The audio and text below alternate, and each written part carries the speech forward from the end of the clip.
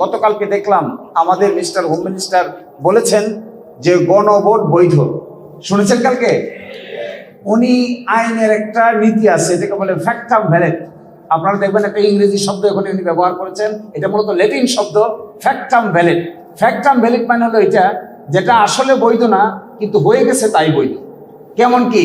যেমন আপনি অপ্রাপ্ত বয়স্ক একটা ছেলে একটা মেয়ে বিয়ে করে ফেলেছে, সন্তানের জন্ম হয়ে গেছে, আইনে বলা আছে 18 বছর আর 21 বছর, কিন্তু বিয়ে করে ফেলেছে 15 বছর আর 17 বছর। বিয়েও করে ফেলেছে, সকলেই দাওয়াত খেয়ে ফেলছে, অনুষ্ঠানও হয়ে গেছে, সন্তানের জন্ম হয়ে গেছে। এই ক্ষেত্রে আমাদের আইনে একটা নীতি বলে, এটাকে বলে ফ্যাক্টাম ভ্যালিড। ফ্যাক্টাম ভ্যালিড হলো বিয়ে যেহেতু হয়ে গেছে, সকলেই যেহেতু মেনে নিয়েছে এবং যেহেতু সন্তানের জন্ম নিয়েছে, আইন অনুযায়ী 18 এবং 21 বছর না হলেও এই বিয়েটা বৈধ বিয়ে। তো বাংলাদেশের এই পার্লামেন্ট যে গণভোট হয়েছে, উনি কালকে স্বীকার করেছেন, প্রথম দেখলাম ফ্যাক্টাম ভ্যালিড হয়েছে। ফ্যাক্টাম ভ্যালিড যদি স্বীকার করেন তাহলে অবশ্যই আপনাকে সংবিধান সংস্কার পরিষদের মিটিং ডাকতে হবে। কারণ কি, কেন ডাকতে হবে? কারণ এখানে দেখেন, ফ্যাক্টাম ভ্যালিড স্বীকার করে তো বিপদেই পড়ছে। আমরা এটা নিয়ে এখন অনেক কথা বলবো। দেখেন, গণভোটে উপস্থাপিত প্রশ্নের উত্তর প্রদত্ত সংখ্যাগরিষ্ঠ ভোট সূচক হইলে কি হবে? তো স্বীকার করছেন তো গণভোট হয়েছে, বলেন এটা বৈধ তো। কালকে দেখবেন বারবার বলছেন বৈধ তো ফ্যাক্টাম ভ্যালিড এই কারণে বৈধ তো ফ্যাক্টাম ভ্যালিড যদি বৈধ হয় তা পরবর্তী কাজ কি আপনাদের কাজ হলো গণভোটে উপস্থাপিত প্রশ্নের উত্তরে প্রদত্ত সংখ্যাগরিষ্ঠ ভোট সূচক হইলে কি করবেন? নির্বাচিত প্রতিনিধিদের সমন্বয়ে একটি সংবিধান সংস্কার পরিষদ গঠিত হইবে। তাহলে এখন গঠন করেন, এখন ডাকেন। বলছেন তো বৈধ, তাই ডাকেন না কেন? এখন ডাকতে হবে। যদি না ডাকেন তাহলে আপনি এটাকে নিজের বিরুদ্ধে নিজে অবস্থান নিতে হবে। আশ্চর্য কাণ্ড কারখানা। আরেকটা, আমার সময় শেষ, আর অল্প কথা বলি, আমি শেষ করে দিচ্ছি। দেখেন, খুবই আশ্চর্যজনক ব্যাপার। ইন্দিরা গান্ধী একসময় প্রাইম মিনিস্টার ছিলেন 1971 সালে। থাকা অবস্থায় রাজনারায়ণ নামে এক লোক ছিল, তার সঙ্গে ইলেকশনে দাঁড়ায়। ইলেকশনে দাঁড়ানোর পরে ইন্দিরা গান্ধী জিতে যায় 11,173 ভোটে ইন্দিরা গান্ধী জিতে যায়। তখন তিনি প্রাইম মিনিস্টার। রাজনারায়ণ গিয়া হাইকোর্টে মামলা করে যে ভুয়া ইলেকশন করে ইন্দিরা গান্ধী আমার হারাই দিয়েছে। হাইকোর্ট বলে কথা ঠিক, ইলেকশন ভুয়া, ইন্দিরা গান্ধী ভোট জালিয়াতি করে রাজনারায়ণকে হারিয়ে দিয়েছে। এর বিরুদ্ধে ইন্দিরা গান্ধী প্রাইম মিনিস্টার তখন সুপ্রিম কোর্টে আপিল করে। সুপ্রিম কোর্টে আপিল করলে পরে সুপ্রিম কোর্ট আপিল পেন্ডিং থাকা অবস্থায় ইন্দিরা গান্ধী সংবিধান পরিবর্তন করে দেন। যেহেতু প্রাইম মিনিস্টার, ভারতের ইতিহাসে সবচাইতে চাতুরীপূর্ণ কাজ এটা। তার বিরুদ্ধে মামলা, হাইকোর্টে মামলা হেরে গেছে। এই সময় সংবিধান সংশোধন করে বলতেছে নির্বাচন নিয়ে কোনো আইন কিংবা কোনো আদালত কোনো ধরনের কোনো আদেশ দিতে পারবে না। সুপ্রিম কোর্ট বলছে এই যে সংশোধনী আপনি করলেন, সংশোধনী করে এই কথা বললেন যে কোনো আদালতে প্রশ্ন উত্থাপন করা যাবে না, এই সংশোধনীকে ভারতের সুপ্রিম কোর্ট অসাংবিধানিক ঘোষণা করে দিল। ইন্দিরা গান্ধী কিন্তু তখন সিটিং প্রাইম মিনিস্টার। একটা বিরাট ক্রাইসিস দেখা দিল। আমার মনে হয় এখন আমাদের আদালতে যে জিনিসটা পেন্ডিং আছে, গতকালকে ওনারা বলেছেন যে আদালতে পেন্ডিং আছে, আগামী 19 তারিখে আদালত খুলবে। খোলার পরে আমরা আশা করছি সংবিধান সংস্কার বাস্তবায়ন আদেশের প্রশ্ন উত্থাপিত হবে। যদি বাংলাদেশের আদালত তার মেরুদণ্ড সোজা করে দাঁড়াতে পারে তাহলে এই ক্ষেত্রে তাদের উচিত হবে সরকারের বিরুদ্ধে রায় দেওয়া। গণ অভ্যুত্থান কি সংবিধান মেনে হয়? জগতে কোথাও শুনছেন কেউ এই কথা বলে যে গণ অভ্যুত্থান হয়েছে সংবিধান মেনে? সংবিধান মেনে তো গণ অভ্যুত্থান হয় না। গণ অভ্যুত্থান হয়েই তো বাইরে থেকে, এবং একইভাবে এখানে বাইরে থেকে হয়েছে।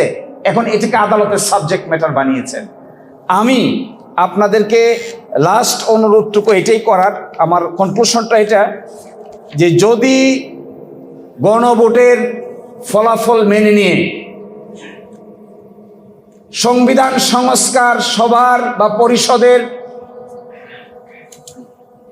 অধিবেশন ডাকা না হয় এবং সংস্কার থেকে সরে যাওয়া হয়, সংবিধান সংস্কার সভার অধিবেশন চলার কথা 180 দিন, 180 দিন পরে এটা বিলুপ্ত হয়ে যাওয়ার কথা, তারপরে 180 দিনের পরে আর 30 দিন পরে উচ্চকক্ষ হয়ে যাওয়ার কথা, পার্লামেন্ট ভেঙে দুই টুকরা হয়ে যাওয়ার কথা, একদিকে নিম্নকক্ষ একদিকে উচ্চকক্ষ গঠিত হওয়ার কথা 100 জনকে নিয়ে, তার মধ্যে ভোটের পার্সেন্টেজ অনুযায়ী বিরোধী দলীয় জোট প্রায় 40% ভোট পেয়েছে, 100-র ভিতরে 40 পাওয়ার কথা, আর বাকিগুলো অন্যরা ভাগযোগ করে পাওয়ার কথা।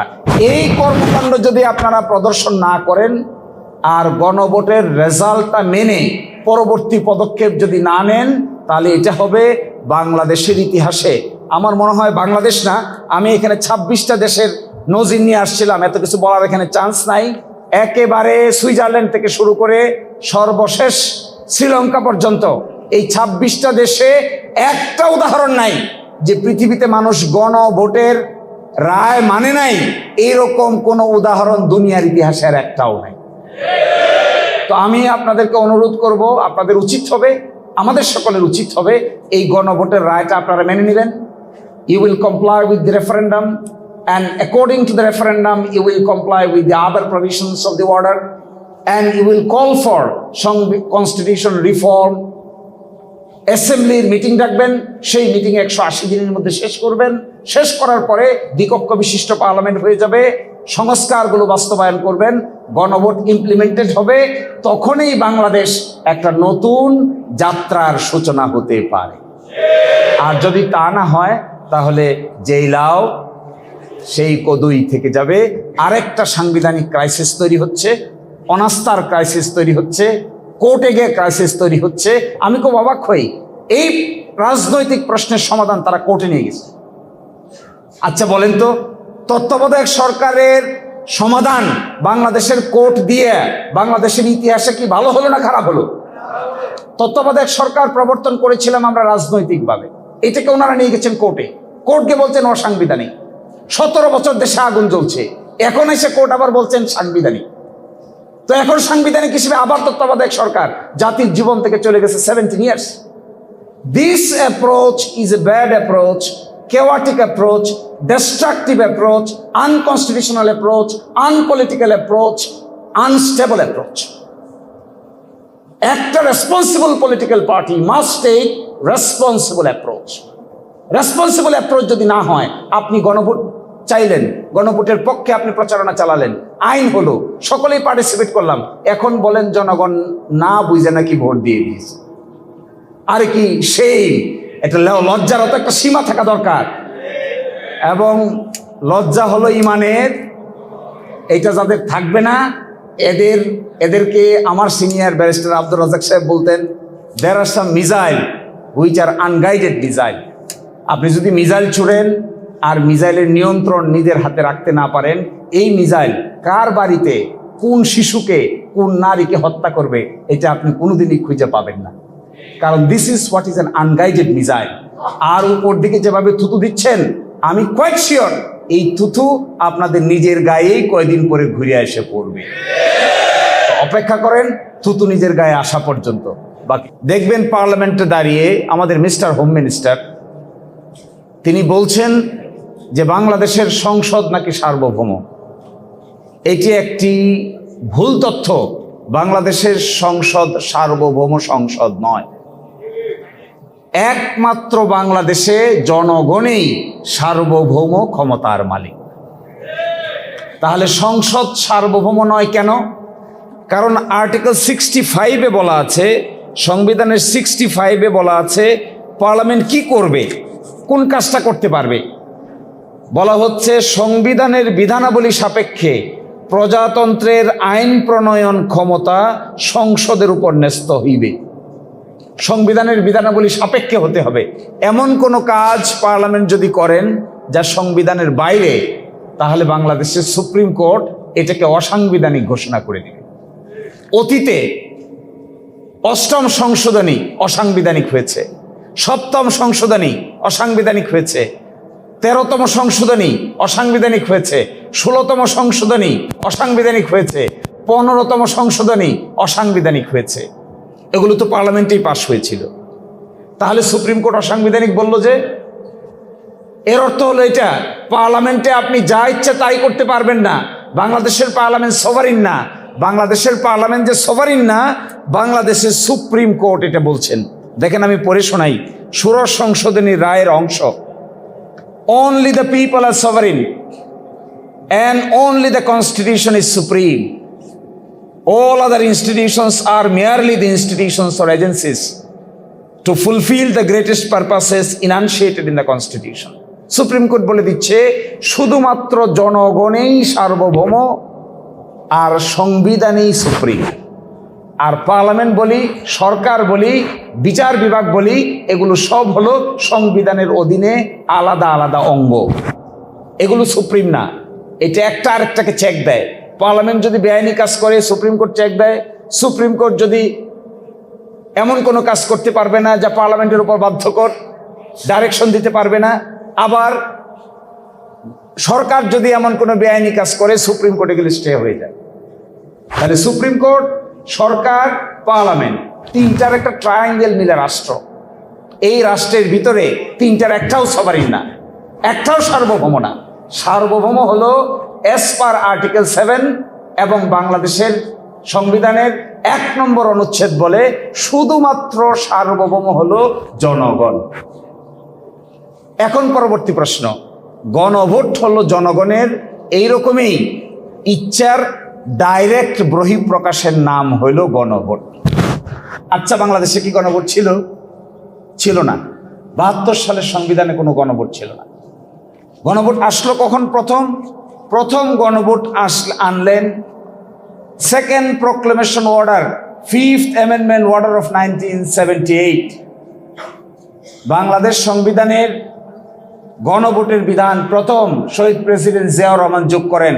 এটা 1978 সালে 15th amendment, second proclamation, 15th amendment order 1978। এটা দিয়ে বললেন বাংলাদেশের সংবিধানের প্রস্তাবনা, অনুচ্ছেদ 8, অনুচ্ছেদ 48, অনুচ্ছেদ 56 এবং অনুচ্ছেদ 142, এগুলো যদি সংশোধন করতে হয় তাহলে 142-এর অধীনে গণভোট ছাড়া সংশোধন করা যাবে না। এটা যোগ করলেন 1978। কিন্তু ইন্টারেস্টিং, বাংলাদেশে প্রথম গণভোট হয়েছে 1977। সংবিধানে আসার আগে 30শে মে 1977 বাংলাদেশের ইতিহাসে প্রথম গণভোট অনুষ্ঠিত হয়। এই গণভোটের প্রশ্ন কি ছিল? আমি এবার প্রশ্নে ঢুকছি। সারা দুনিয়াতে যে কয়টা পদ্ধতিতে মানুষ তাদের মতামত প্রকাশ করে, তার মধ্যে একটা হলো গণভোট। গণভোট ছাড়াও মতামত প্রকাশের আরো বিভিন্ন মাধ্যম আছে। গণ অভ্যুত্থান কিংবা বিপ্লব, এটাও একটা মাধ্যম। নির্বাচন একটা মাধ্যম, রিপ্রেজেন্টেটিভ ডেমোক্রেসি একটা মাধ্যম, সরাসরি ভোট দেওয়া এটা আরেকটা মাধ্যম। একসময় আমাদের দেশে প্রেসিডেন্সিয়াল ফরম্যাট অফ গভর্নমেন্ট ছিল, যখন সরাসরি প্রেসিডেন্টকে ভোট দেওয়া হতো। আমরা এখান থেকে চেঞ্জ করে পার্লামেন্টারি ফরম্যাটে গেলাম। পার্লামেন্টারি ফরম্যাটে আমরা রিপ্রেজেন্টেটিভ ডেমোক্রেসির পার্ট হিসেবে প্রতিনিধিদেরকে ভোট দেই। প্রতিনিধিরা পার্লামেন্টে গিয়ে আরেকজন প্রধানমন্ত্রী বানান। দুনিয়ার ইতিহাসে যে সমস্ত জায়গায় গণ অভ্যুত্থান হয়েছে কিংবা বিপ্লব হয়েছে, ওই সমস্ত জায়গায় পরবর্তীতে আমূল পরিবর্তনের সূচনা হয়েছে। রিসেন্টলি যে সমস্ত জায়গায় জনগণ তার মত প্রকাশ করেছেন, সিস্টেমের বাইরে গিয়ে মত প্রকাশ করেছেন। ইলেকশন সিস্টেমেটিক ওয়েতে মত প্রকাশ করে, কিন্তু গণ অভ্যুত্থানে সিস্টেমের বাইরে গিয়ে মত প্রকাশ করে। বিপ্লবে সিস্টেমের বাইরে গিয়ে মত প্রকাশ করে। এগুলো মিশরে করেছেন, এগুলো ফ্রান্সে করেছেন, এগুলো আমাদের আশেপাশের দেশগুলোতেও করেছেন। শ্রীলঙ্কাতে হয়েছে, নেপালে হয়েছে, ভিন্ন কায়দায় ভিন্নভাবে মত প্রকাশ করেছে। এখন প্রশ্ন, এই গণভোটের লেজিটিমেসি কি? গণভোটের রুটটা কোথায়?